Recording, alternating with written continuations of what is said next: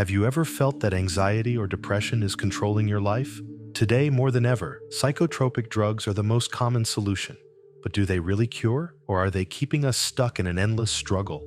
Carl Jung, one of the greatest psychiatrists in history, believed that these problems go far beyond brain chemistry. He said that the real problem lies in the way we live. Fortunately, there are alternative approaches to dealing with these challenges, and today we're going to explore Carl Jung's wisdom to understand drug-free strategies that can help us overcome anxiety and depression. Many modern theories continue to insist that anxiety disorders originate exclusively from brain alterations. This view, widely held by both experts and common sense, often convinces patients that their conditions are purely physical. We live in an era that, on a large scale, produces individuals who accept this narrative and neglect other crucial aspects of their mental health. Carl Jung, however, had a different view. He believed that, in most cases, anxiety and depression are not caused by a defective brain, but by a defective lifestyle. For him, treatment didn't start with a prescription, but with psychological introspection, a journey to understand what we really expect from life and identify the changes needed to find balance and meaning. Jung observed that many people live under the illusion that life should be easy, without suffering, and with avoidable difficulties. He was, however, direct with his patients, making it clear that life is not easy, and that comfort and peace are not our natural state. As Jung wrote, "In the final analysis, it is highly improbable that there can be a therapy that eliminates all difficulties. Man needs difficulties. They are necessary for health. What concerns us here is only an excessive amount of them. Accepting that difficulties are inevitable and understanding that nothing worthwhile comes easily puts us in a position of strength, paving the way for real change. When we accept that life is difficult, we realize that only with a strengthened character can we live well." On the other hand, maintaining the illusion that life should be easy deprives us of the motivation to face up to our weaknesses. This thinking leads us to naively hope that time will solve our problems, which leaves us passive and unable to react. The reality, as Jung reminds us, is that life is a battlefield. It always has been and always will be. Without challenges, existence loses its meaning and eventually comes to an end. Another central idea that Jung conveyed to his patients was the importance of focusing on the present. He emphasized that our problems exist here and now, and that digging endlessly into the past will not bring solutions to current difficulties. Many people believe that they can only move forward in life after fully understanding why they are the way they are. But Jung challenged this view. He argued that a fixation on the past often serves as a form of avoidance, preventing us from facing the issues that really need attention in the present. For Jung, it is in facing the here and now that we find the tools for true transformation. People should know that not only the neurotic, but everyone naturally prefers never to look for the causes of any inconvenience in themselves, but to push them as far away as possible in space and time.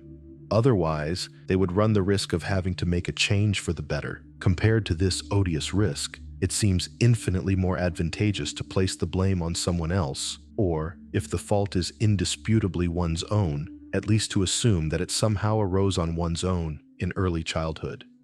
With these doses of psychological introspection, Jung would move on to the first concrete step in his treatment method, helping his patients to face what he called the shadow. As he writes, "The first requirement of any complete psychological method is for consciousness to face its shadow." The shadow, according to Jung, represents the aspects of our character that we repress and push into the unconscious, usually because of shame, censorship, or fear of rejection. In other words, it's the side of our personality that we prefer to hide, both from others and from ourselves. There can be no doubt that man in general is less good than he imagines himself to be or wants to be. Everyone carries a shadow, and the less it manifests itself in the individual's conscious life, the darker and denser it is. Jung believed that facing the shadow was crucial in the process of self-transformation for several reasons. Denying the lower aspects of our personality doesn't do us any good. On the contrary, by repressing these parts, we lose control over how and when they manifest.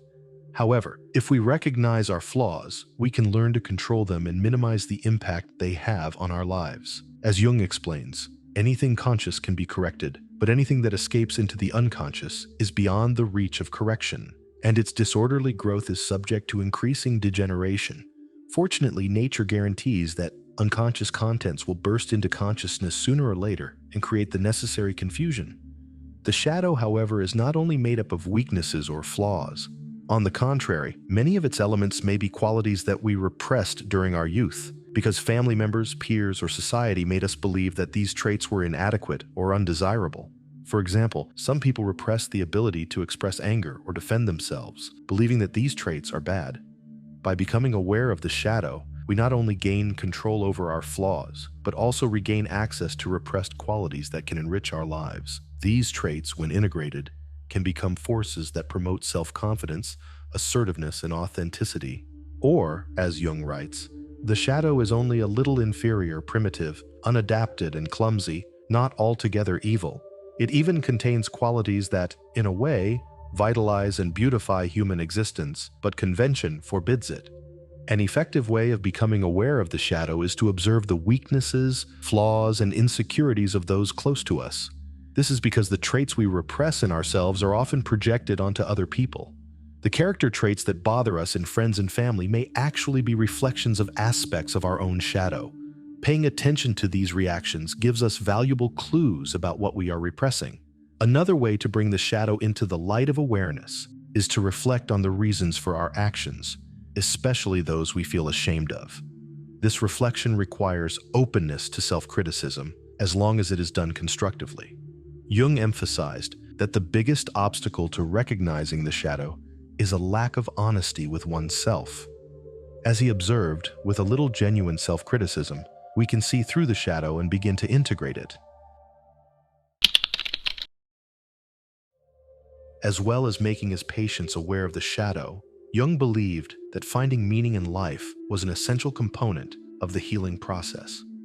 For those in deep depression or consumed by anxiety, he suggested that recovery required more than eliminating symptoms. It needed the person to discover a purpose, a meaningful role in the great divine drama of life. This sense of purpose not only relieved symptoms, but also allowed individuals to transcend the limitations of the shadow, integrating their strengths and weaknesses in a more balanced way.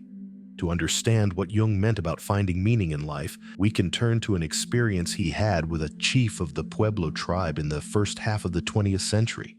During a conversation about his tribe's traditions, the chief made a striking comment. "Yes, we're a small tribe, and these Americans want to interfere in our religion. They shouldn't do that, because we are the children of the Father, the Son. He who is there," he said, pointing to the sun, "is our Father. We must help him every day to rise above the horizon and cross the sky. And we don't just do it for ourselves, we do it for America. We do it for the whole world." Jung understood that to many modern people, this statement might seem absurd or old-fashioned. However, he observed that the members of this tribe did not suffer from the same ailments that afflict contemporary society. They weren't plagued by neuroses, anxiety disorders, or depression. They weren't dependent on daily medication or debilitated by addictions. Instead, Jung saw in this tribe an example of highly functional individuals who lived with purpose and meaning. They saw themselves as active participants in the great divine drama of life, fulfilling a role that transcended their individual existences. For Jung, this connection with something greater was what gave the tribe a rich and balanced life, free from the psychological illnesses that prevail in our disconnected world. This encounter illustrates the importance of having a clear purpose, be it spiritual, social, or personal, as a path to a fuller and healthier life. Or, as Jung wrote, "These people have no problems. They have their daily life, their symbolic life. They get up in the morning with a feeling of great and divine responsibility. They are children of the Son, the Father, and their daily duty is to help the Father appear over the horizon, not just for themselves, but for the whole world. You should see these comrades. They have a natural and realized dignity." Jung contrasted the meaningful lifestyle he observed in the Pueblo tribe with that of a Western woman he met, a compulsive traveler, always running from place to place searching for something, but never finding what she was really looking for. "I was surprised when I looked into her eyes, the eyes of a hunted animal, cornered, searching, always hoping for something. She's possessed. And why is she possessed? Because she doesn't live the life that makes sense. Hers is a completely grotesquely banal life with no meaning whatsoever. If she dies today, nothing has happened. Nothing has disappeared. because she was nothing. This incessant search, as Jung observed, is a trait that infects many in the Western world. Some travel from one destination to another relentlessly. Others pursue romantic partners. And there are those who compulsively seek money, prestige, fame, or recognition on social media. Regardless of the form this pursuit takes, the underlying motivation is the same: to escape the banality of existence. These people are trying to fill the void left by the lack of meaning in their lives. However, as Jung explains, this emptiness cannot be filled by material things or even fleeting experiences. What really fills this void is knowing that we are living a life with purpose, a life that makes a difference to ourselves and to the world around us. This greater meaning is what transforms an ordinary existence into something full and meaningful. Or, as he writes about the woman he met, "But if she could say, 'I am the daughter of the moon. Every night I must help the moon, my mother, to rise over the horizon.' That's something else. Then she lives. Then her life makes sense, and it makes sense in all continuity and for all of humanity. That gives peace." When people perceive themselves as actors in the great divine drama, this gives the only true meaning to human life. Everything else, career, procreation, or superficial achievements, becomes trivial and dispensable in the face of this one purpose: to live a life that has meaning. Jung believed that many people suffer from a lack of purpose. To overcome anxiety and depression, the first step is to discover a meaning to life. In other words, we need to justify our existence in a way that allows us to believe, like the Pueblos, that our lives have purpose. For some, this can be found through religion. For others, meaning can come from making a substantial contribution to values such as justice, freedom, or community. Still others will find purpose in the creative act, whether through art, invention, or personal expression. But in the modern West, where we lack a shared mythology to guide our lives, the responsibility for discovering this purpose falls to each of us. It's up to us to decide how we can play a meaningful role in the divine drama of existence. For the few who succeed in this task, the future holds a full and satisfying life. For the many who fail, the destination will be a journey marked by years or even decades of meaningless suffering and compulsive searching for something they never find. I'm only concerned with the fulfillment of what is in each individual. That's the whole problem. That is the problem of the true Pueblo, that I today do all that is necessary so that my Father can appear over the horizon. Did you like this reflection? Let us know in the comments how you find your purpose, and subscribe to the channel for more videos like this one.